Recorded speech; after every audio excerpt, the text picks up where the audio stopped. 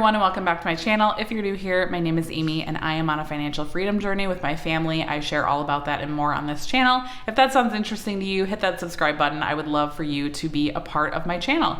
So today we're going to be recapping November. Hard to believe that November is over. I feel like these last few years of the month always just fly by so fast, and I feel like I just filmed the October recap.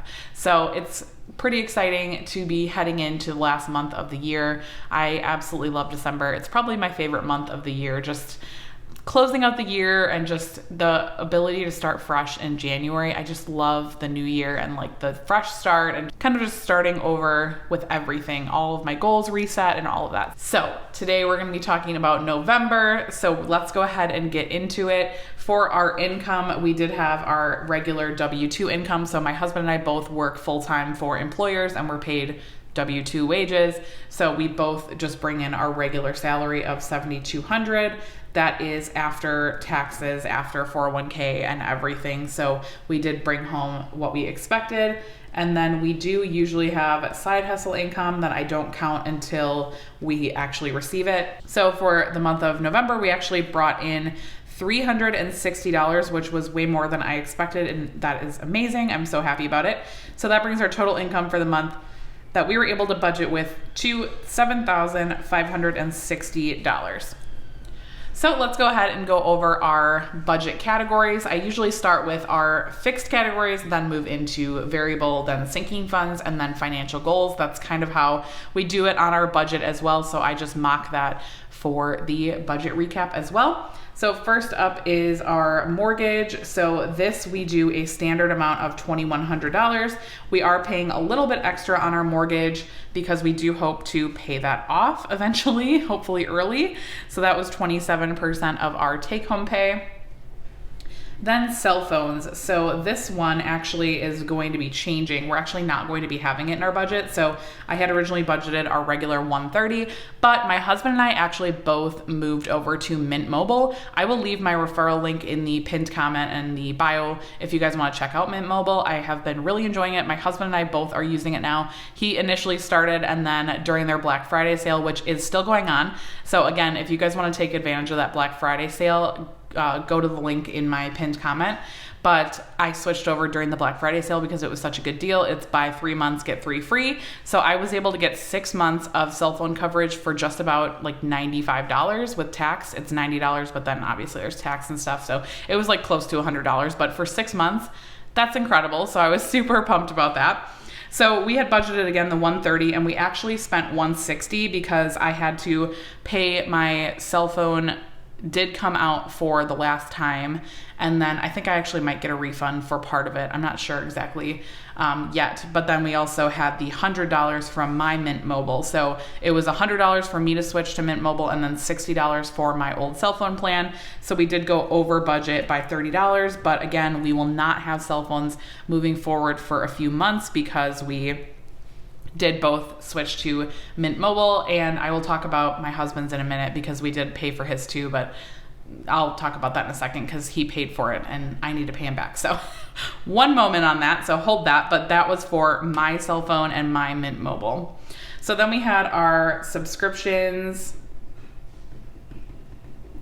So under our subscriptions category for this month, we just had our Netflix and our Peloton. So we had initially budgeted $61, but we actually came in under budget because we switched our Netflix plan to the cheaper version. So we actually have the one with ads now.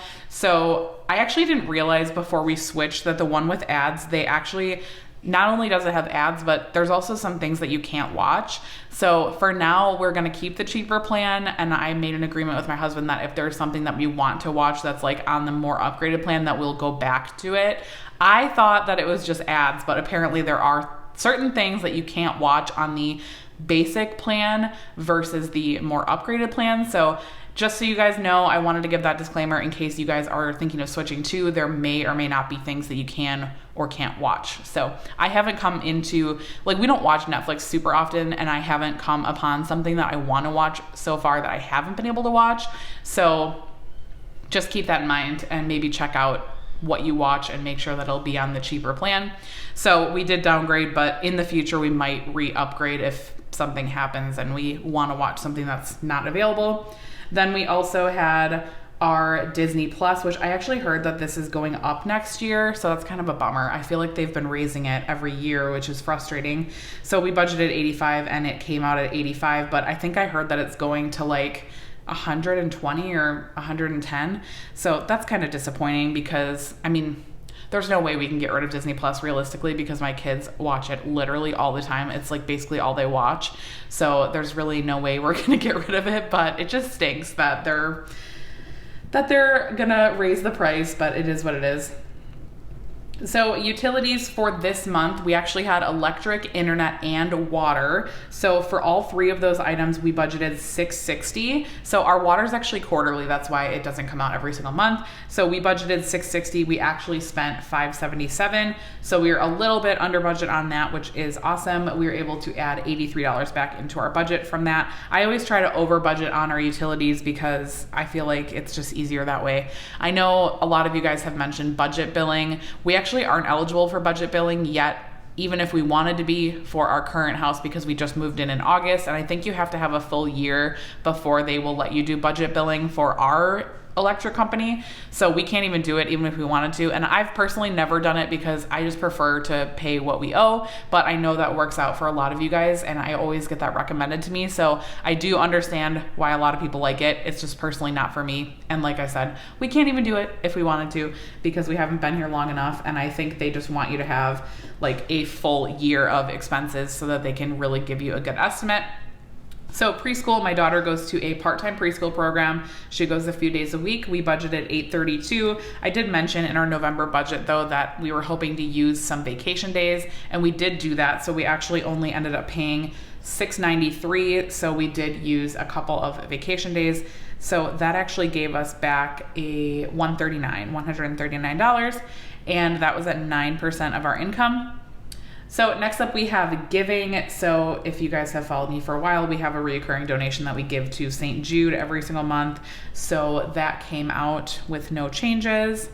And then we also had our spending. So this is actually where my husband's Mint Mobile came from. When he switched to Mint Mobile, he actually just used his own debit card that he gets his personal spending on. So I actually had to pay him back $100. So I gave that money back to him so that he didn't have to spend his personal money on it. Obviously that's not something that I would want him to spend his personal money on because it's a bill that we would have normally paid. So I just paid him back. So instead of $200, we did $300. He got $200 so that he could pay himself that $100 back from Mint Mobile. So really the cell phones should have been closer to $260, but our cell phones are paid for the next few months. So I'm happy about that.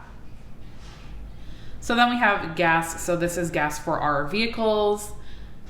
So that's $175 that we had budgeted and we actually spent $168. So we were right on track. That budget has been working out really well for us. We have been not driving super frequently recently, but yeah, we try to keep the driving down to a minimum. I work from home still mostly. I have been going into the office on occasion, but I mostly work from home. So that's been working out fine for us. What hasn't been working out fine for us is groceries. So we had budgeted $800, and before I even get into this too much, we did end up hosting Thanksgiving. When I did our November budget, I was not sure if we were going to be hosting Thanksgiving or not. It was kind of up in the air. I do typically host Thanksgiving, but this year was kind of someone else in our family was thinking they might host it. So I didn't put extra in our budget because I wasn't sure. And I knew that we could just change it if we needed to. So I didn't put it in there and we did end up hosting. So we actually spent $1,026. Again, we hosted Thanksgiving for about 15 people, I think. So that's including us. So 15 people. And so I feel like it's actually not that bad. Yes, it's bad because we went over budget, but I would guess that almost all of this overage is just because we hosted. We had to buy turkey and all the fixings for Thanksgiving. So yes, I did cook everything, by the way. No one brought anything, but that was on my own accord because I am a control freak. I love hosting and I don't like when people bring things. So I bought everything, I cooked everything, and that's the way that it was. So that is our groceries for this month. So we did bump our budget up to $800 a few months ago, and that has been working out fine. Again, this was kind of a special month. So we are not planning on hosting Christmas, and I'm pretty sure we're not.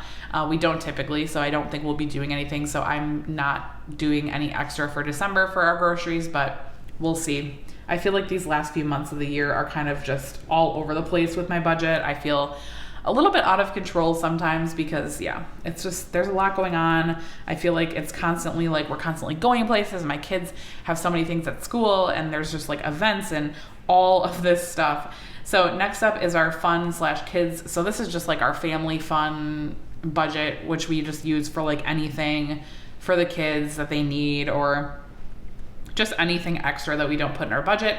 So we actually only spent $62, which gave us an extra $38 that we were under budget. So that was at 1%. Then let's see, we had our miscellaneous. So we budget $200 a month for miscellaneous. We actually did pretty good this month, $153. So that was great. And that was under budget by $47. So it's not all bad, right? Like we did pretty good on some of our other categories. And then our last category for our regular budget is dining out. And I'm actually pretty proud of us because we were actually under budget on dining out. And I definitely think this is because of the Thanksgiving holiday, because we had so many leftovers and like we were in preparation for Thanksgiving. I feel like we just didn't eat out as much. So I'm really, really proud of that because we struggle every single month with eating out and being under budget. So woohoo, a little win. So I'm pumped about that because we are not usually under budget.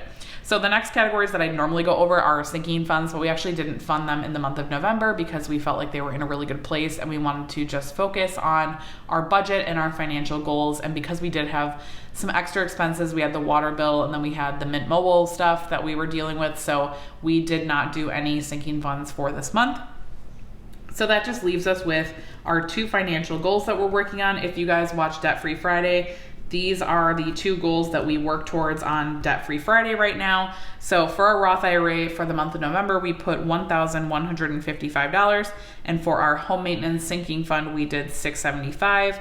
So that is really exciting. That was at 15% and 8%. So really happy with that. That's definitely lower than typical for our financial goals. We try to be closer to like 40%, but this was not the month for financial goals for us because we had a lot of other things going on. So let's just go into a recap. So our total income was $7,560. Our total expenses were $7,536. So we actually were under budget by $24. So that will just roll over to the next month to be a part of our